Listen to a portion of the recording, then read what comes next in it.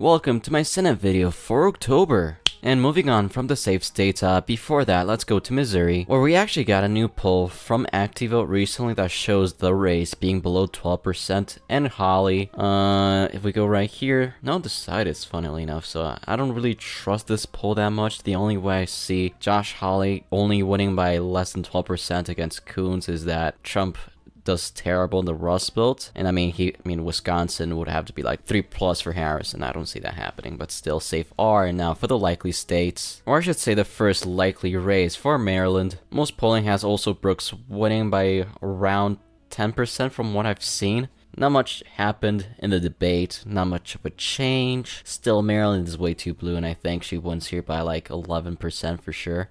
Against Larry Hogan, and yeah, kind of happy that I also talked about Missouri finally, and we can now move on to the race in New Mexico. And briefly, I don't think there has been any new polling.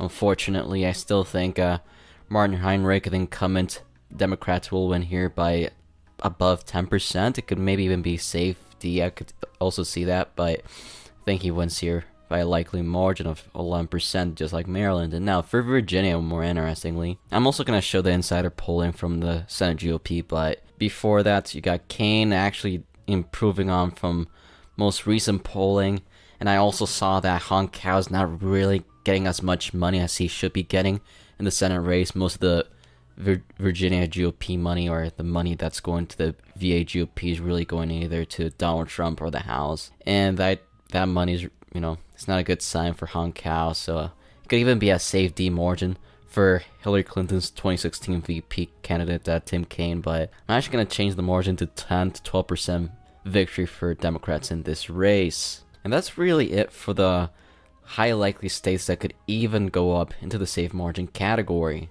And now for Arizona, a state that Trump is poised to win at, but it seems like she isn't doing as bad as last month per se, from what I've been seeing in the mood within the GOP.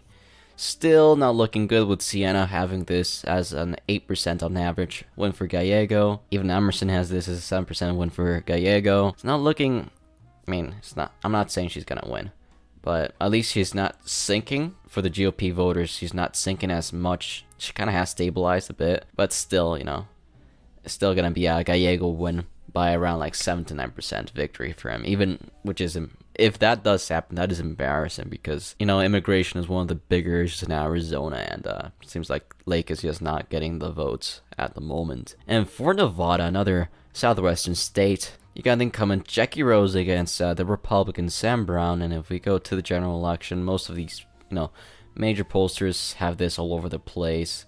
And nice, thank you for that. Sorry about that. As I was saying, latest polls, let me see. It's crazy that she's leading by like 10% easily. You got this RMG research poll saying she's almost gonna win by 20%, which is, I'm gonna say it's an outlier. I hope it is, because the only way that she's winning by that much is either something weird in the demographics or public image stuff, which would be honestly depressing for Sam Brown if that is true. But yeah, here's the polling. Emerson has this by 8, undecided still. Just not looking good for Brown. Money-wise, not too bad for both candidates. I still think Trump has a decent chance of winning this state. It's looking like Jackie Rosen is gonna win here by 6 to 8%, I'm guessing. I don't think she's gonna win by 10. If she does, that's crazy. But yeah, it looks like she's gonna coast to re-election quite easily in 2024. As I was talking to you, we can actually just briefly go into the polling. So on Sunday evening, Political leaked some of the internals from the GOP Senate. I don't know if they did that on purpose, but here's all the polling from the Senate GOP internals. You got Gallego winning by 5-ish, even though I think he's gonna do better than that. Nevada, 6, 7, 8% win for Jackie Rosen. Here's for Maryland. But yeah, probably should have done this early in the video, but it's fine. We can start with Michigan for sure, where you got Slotkin versus Rogers. Very generic. Democrat and Republican, of course.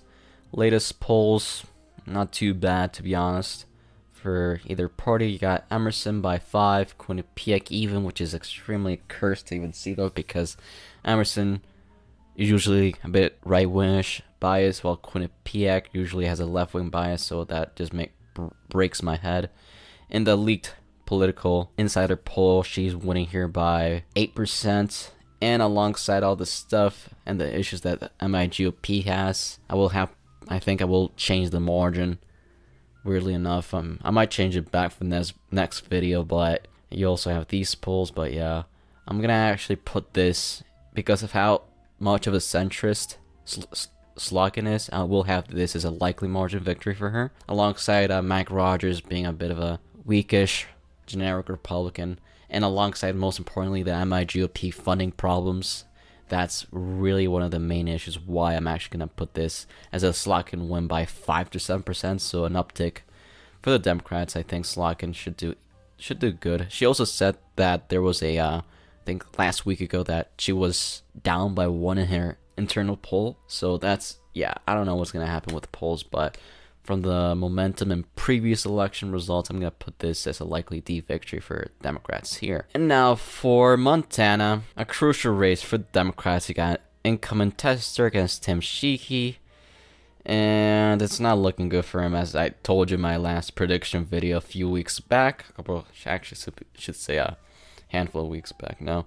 You got Sienna from last weekish showing, Sheehy winning by 8. It's not looking good for Tester at all, and it doesn't surprise me that Democrats are putting money and time and resources into Texas and Maryland instead. You got, Montana. Insider from the GOP has this by 4. And even, there's still some undecided voters. Like I was saying, it's going to be really hard for Tester to win. I think Tim Sheehy wins here by just above a likely margin on the dot.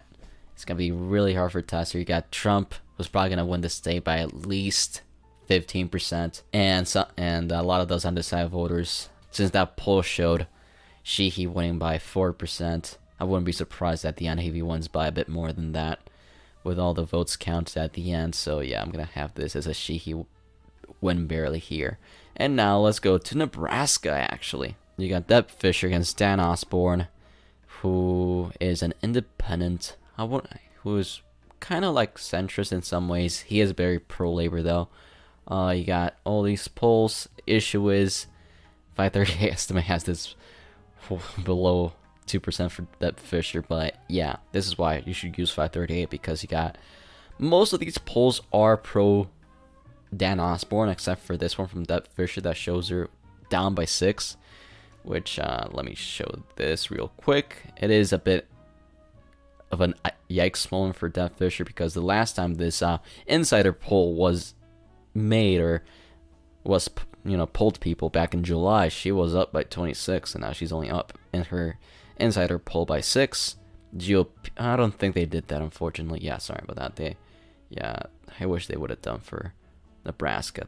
Whatever. But yeah, right now, Dan Osborne is doing quite well.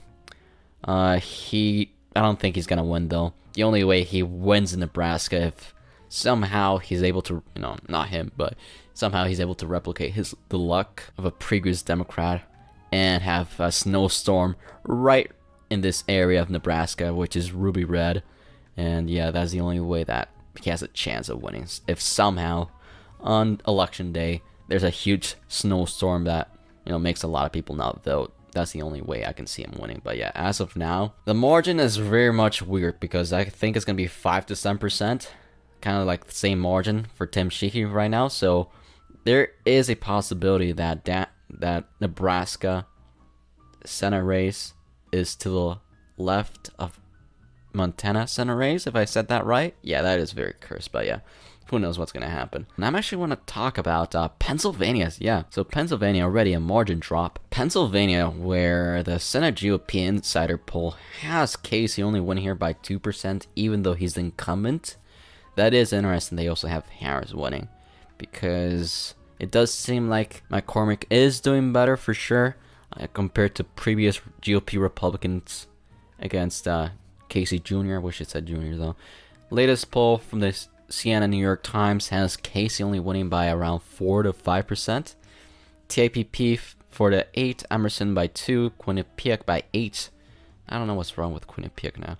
Trafalgar by 2, which is, I don't think that's going to be, but yeah. It does seem like he's chewing away at Casey Jr.'s margin, either because of the Israel Gus stuff happening right now. Maybe that's helping him with getting some of those Jewish voters that would have gone to Casey, or anyone that's just, they don't have to be Jewish, or anyone that is, pro-Israel. That's probably what's going on, which I'm very surprised that McCormick is able to do this well against such a usually strong incumbent. Still, I think Bob Casey Jr. is going to win here by 3 to 5%.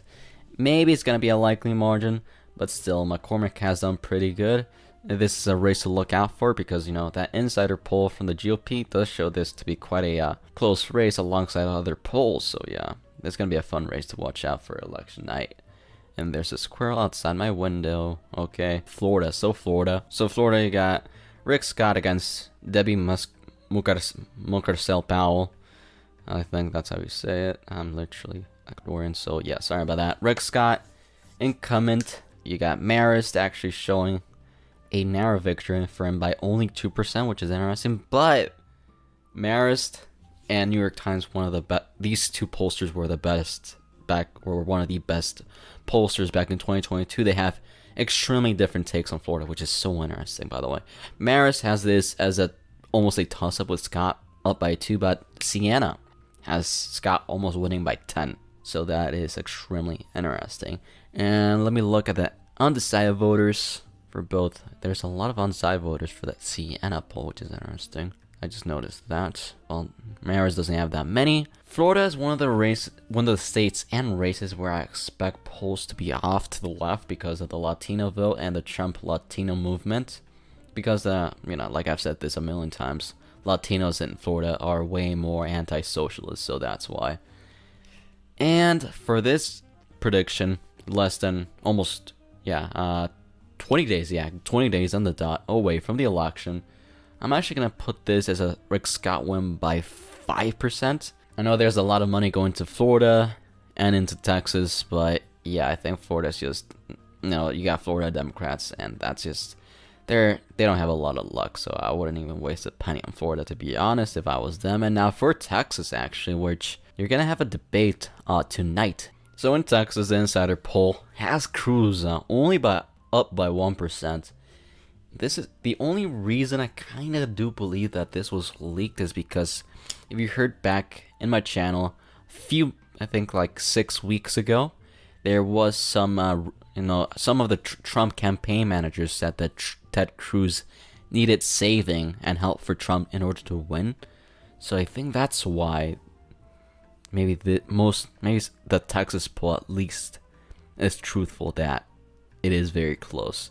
Ted Cruz against Colin Allred, former football player, and just, slowly rose through the political parts of the Democratic Party. Major pollsters have this as lean R, likely R, which is fair, I think. It is just that the last few weeks it does seem, of course, that Colin Allred is gaining up on Ted Cruz. You got these polls from Marist.